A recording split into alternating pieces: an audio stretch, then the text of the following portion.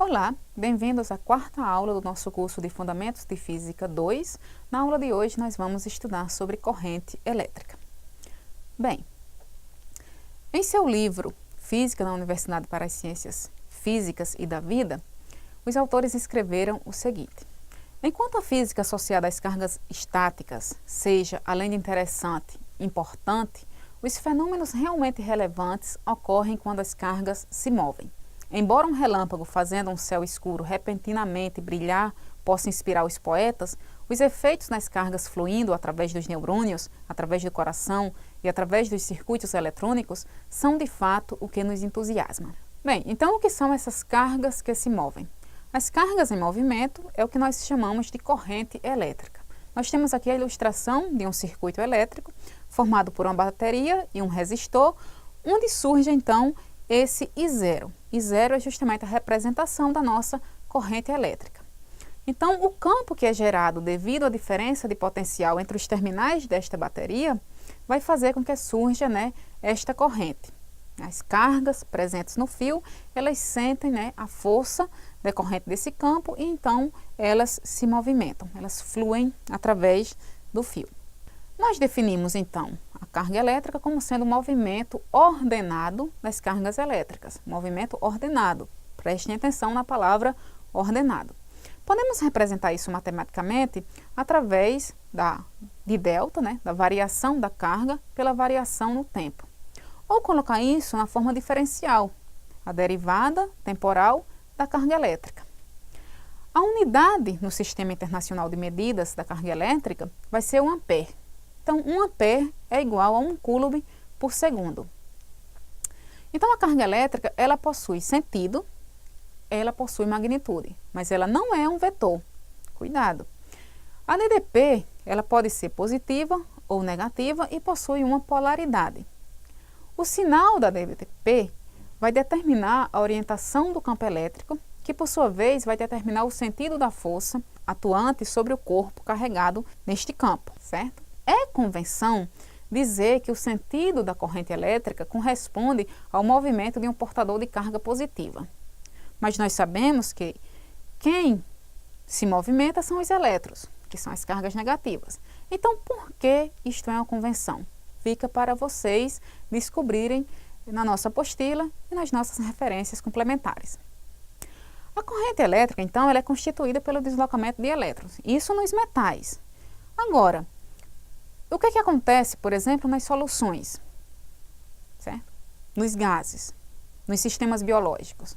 Também são perguntas que vocês devem pesquisar a respeito e chegar a uma resposta, ok?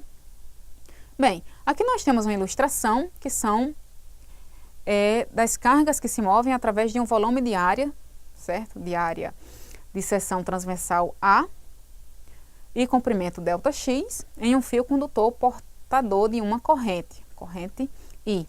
O que eu quero calcular aqui é a velocidade com que a corrente está se movendo. Então, como é que eu posso calcular isso? Vamos dizer que eu tenho aqui N cargas por unidade de volume, certo? Então, a minha variação de carga vai ser N vezes o volume vezes a carga elementar, certo? Quem é o volume? Aqui nós temos, em verde, é um cilindro, então vai ser a área da base vezes a altura, ou seja, A ΔX.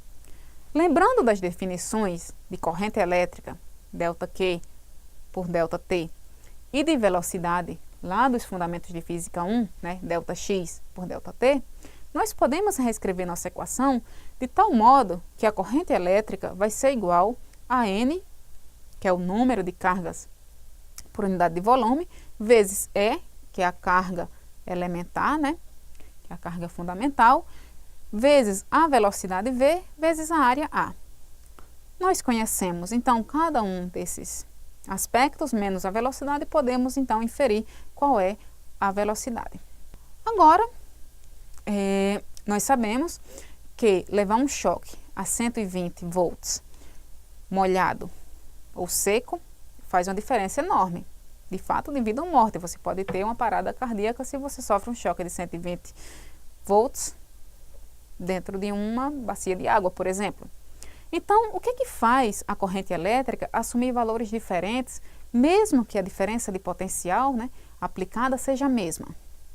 Então, o valor da corrente elétrica ela vai depender tanto da DDP aplicada quanto da capacidade que o condutor tem de se opor à passagem da corrente.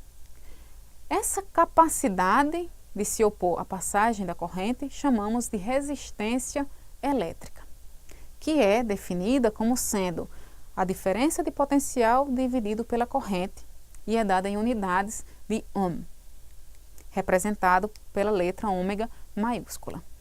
Vamos agora falar a respeito da lei de Ohm. Um componente ele vai obedecer à lei de Ohm se dentro de determinados limites a resistência desse componente não depender do valor absoluto nem da polaridade da diferença de potencial aplicada. Então, para que um componente obedeça à lei de Ohm, eu vou precisar que o gráfico da corrente em função da diferença de potencial seja linear. Isto vai dizer que R não varia com V. Aqui temos um exemplo. Temos um resistor de 1000 ohm, ele obedece à lei de Ohm porque eu fiz o gráfico da corrente, certo? Em 1000 ampere, em função da diferença de potencial em volt e obtive uma reta. Já um diodo semicondutor, cujo gráfico está representado aqui, ele não obedece à lei de Ohm porque seu gráfico não é uma reta, certo? Então, um material ele obedece à lei de Ohm se a resistividade do material não depende do módulo nem do sentido do campo elétrico aplicado. Mas o que é resistividade? Resistividade é uma propriedade específica de cada material, que é definida como a razão entre o campo elétrico e a densidade de corrente. Densidade de corrente vai ser a corrente dividida pela área na qual ela está passando, certo? Então, a resistividade vai ser representada pela letra ρ. Ela depende da temperatura, ok? O inverso da resistividade é chamado de condutividade e muitas vezes é representado pela letra sigma.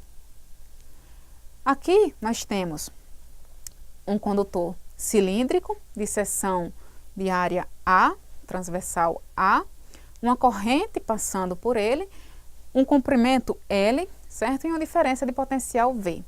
Como é que eu posso encontrar então quanto vale a resistência em termos de resistividade? Então, eu sei, por definição, que a resistividade ρ é igual ao campo dividido pela densidade de corrente, que é J. Sabemos que J é igual a I dividido por A, e que o campo elétrico é o potencial dividido por L. Lembra? Nós vimos isto na aula de campo elétrico. Então, eu posso substituir esses valores na equação da resistividade e mostrar que a resistência R vai ser igual a resistividade vezes o comprimento do fio dividido pela área da seção reta por onde está passando a corrente. Existem dois tipos de corrente. Uma que é resultado de um fluxo contínuo e ordenado de cargas elétricas, que chamamos de corrente contínua, e outra que varia de intensidade e orientação periodicamente, que chamamos de corrente alternada, que é o tipo de corrente que temos em nossas residências. Aqui nós vamos falar sobre os circuitos elétricos de corrente contínua, certo? Temos aqui a ilustração da representação em circuitos de diversos aparelhos que vão aparecer nesse tipo de circuito elétrico de corrente contínua, certo? Que é o caso da bateria ou da pilha, do resistor, do capacitor, do amperímetro, do voltímetro e da chave elétrica. Okay? Temos também a ilustração de um circuito simples, né, formado por uma fonte de DDP, certo? Que é uma força eletromotriz, nós vamos voltar a isto mais tarde. Temos um resistor R e a corrente.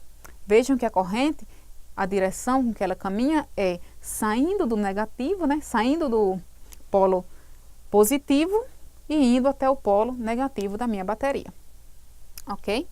Bem, esse Ezinho que aparece ali é justamente um dispositivo que fornece energia elétrica a um circuito. Esse tipo de dispositivo é chamado de fonte ou gerador de força eletromotriz, a FEM. Então, a FEM, representada pela letra Y, é igual a ΔW, ou seja, a variação do trabalho pela variação de carga. Então, a DTP expressa o trabalho por unidade de carga realizado por um campo eletrostático, enquanto a FEM exprime o trabalho por unidade de carga realizado por um campo não eletrostático. E esta é a diferença entre a DTP e a FEM. Portanto, observem que são conceitos distintos. Assim como fizemos com os capacitores, nós podemos também associar resistores. Então, podemos associá-los em série ou em paralelo. Aqui nós temos a ilustração de 3 resistores ligados em série entre os pontos A e B, em um circuito, E nós queremos justamente pegar esse circuito onde existem 3 resistores em série e transformar em um circuito onde eu só vou ter um resistor, que é o meu resistor equivalente. Como é que eu vou fazer isso? Vou justamente aplicar as leis que estão lá na apostila de vocês, nas nossas referências, complementares também, e que aqui está sendo representada por resistência equivalente ao somatório das resistências individuais, certo? Se o circuito tiver resistências em paralelo, o que eu vou fazer é substituir do mesmo jeito esses 3 resistores por um único resistor equivalente e observar que a resistência equivalente agora vai ser dada pela expressão 1 sobre a resistência equivalente igual ao somatório do inverso de cada uma das resistências individuais. Ok? Então, é hora de que vocês pratiquem isto, façam exercícios. Existem vários exemplos envolvendo ligações em série e em paralelo.